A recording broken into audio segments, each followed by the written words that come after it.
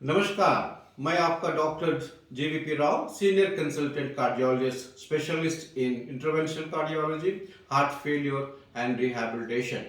I welcome you all for our new channel हर हर घर में healthy heart campaign by हृदयम heart clinic headed by doctor JVP Rao. आज मैं आपके सामने उपस्थित हूँ ये इसीलिए कि आज अपन थोड़ा से ब्लड प्रेशर जो हम कॉमनली बोलते हैं बीपी, रोज हम सुनते हैं बीपी हुआ है, बीपी है, बीपी हुआ है.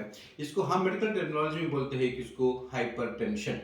बेसिकली हाइपरटेंशन दो प्रकार का होते हैं.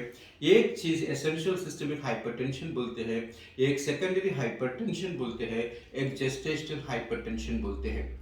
जो essential systemic hypertension blood pressure है, इसमें अपने को कुछ भी रीजंस, कुछ भी प्रॉब्लम्स या कुछ का वजह से हुआ वो अपने को पता नहीं लगता है, इसीलिए एसेंशियल बोलते हैं.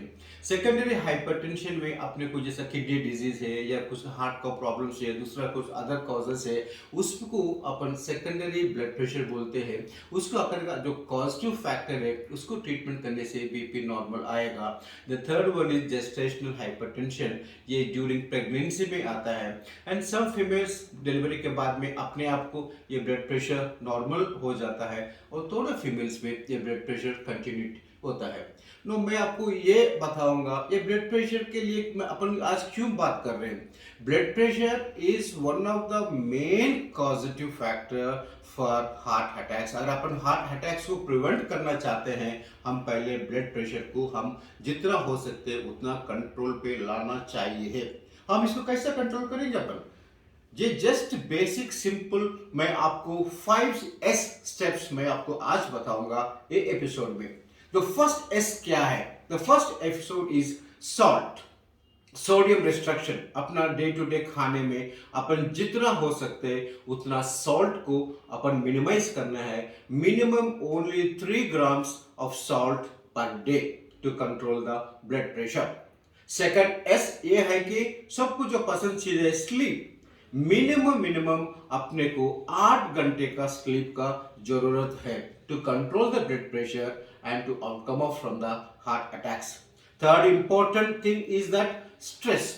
आजकल अपना अपना लेवल में एवरी इंडिविजुअल को स्ट्रेस है, तो stress management it plays a vital role. Stress management करने के लिए मैं ये सिंपल बात बताऊंगा. अपने ही घर में अपना पूजा करो, अपने मंदिर में पूजा करो या अपने मस्जिद में पूजा करो या अपने चर्च में पूजा करो या अपना ऑफिस में पूजा करो या अपना ऑफिस में अपने आप एक 10 minute close your eyes and you just pray whatever you want, just you wish whatever you want. So that is one way of stress management by doing a simple meditation. अब fourth yes क्या है?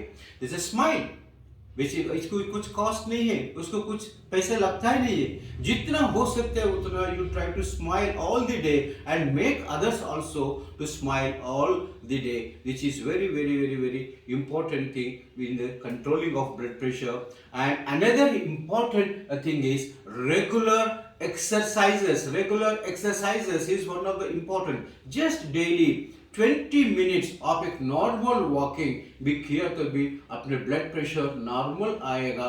At least 5 days in a week it is mandatory of the doing regular 20 minutes walking कर दीजिए या brisk walking कर दीजिए, जैसा ऐसा अपना बॉडी अपने को ये करते. And last and final important thing is that medication. अगर अपने को ब्लड प्रेशर है उसके बारे में ज्यादा सोचने के लिए ज्यादा we should not think more about that.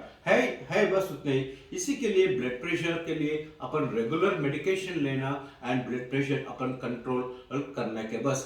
This blood pressure control करने से हम we can come out from this heart attacks. We can prevent heart attacks by controlling the blood pressure.